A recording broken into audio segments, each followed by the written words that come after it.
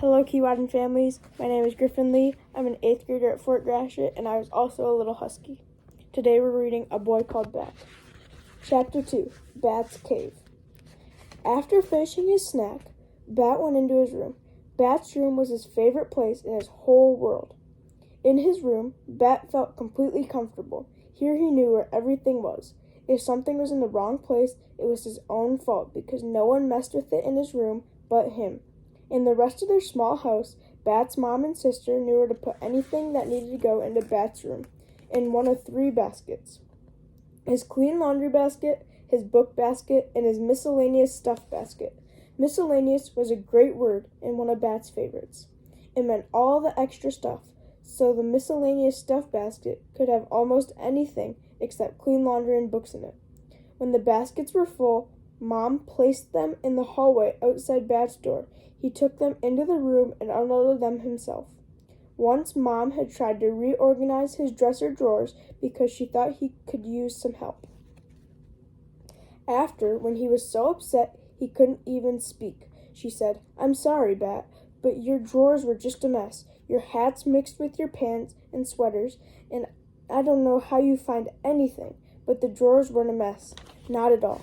If Mom had looked more closely, she would have seen that knit caps with his long pants because he always wore those together on cold days.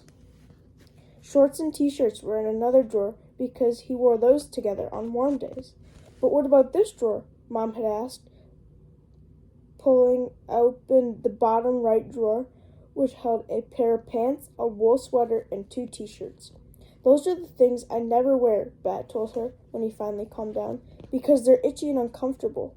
Then Mom cut the tags out of the t-shirts and Bat moved them to the warm days drawer. After that, Mom left him to his own devices, as she liked to say. Once in his room, Bat closed the door. There was a sign on his door that said, "Please knock." Janie had written that for him because her writing was much neater than his. Janie could do all the hand things better than Bat. Write things, cut things out, even smooth peanut butter on bread. The clock told Bat that Mom would be home in about 46 minutes. Mom was a veterinarian, which was what Bat intended to be too one day. Mostly she treated cats and dogs, but sometimes she had unusual patients. Once she had taken a BB pellet out of a wing of a hawk. The pellet had broken one of the bones, and Mom had done surgery to mend it. She brought home the x-rays to show Bat. Why would anyone shoot a hawk? Bat had asked. "Do you think they were going to eat it?" "No," said Mom. "Sometimes people do stupid things." She had been very angry about the hawk, angrier even than when Bat and Jamie got into loud screaming fights. Seeing the x-ray of the hawk's broken wing made Bat angry too. But his room always made him feel better. It had a roll-down bamboo window shade and a fine closet full of shelves and a pull-out trundle in case someday a friend came to spend the night. It had a ceiling fan and a reading lamp with a rug with a picture of train tracks printed on it. Bat felt like looking through his animal encyclopedia, which he often did after school, so he pulled it out from the bookshelf and dropped it comfortably onto his beanbag. His stomach was full of sandwich, and Mr. Grayson hadn't assigned any homework for this moment, at least.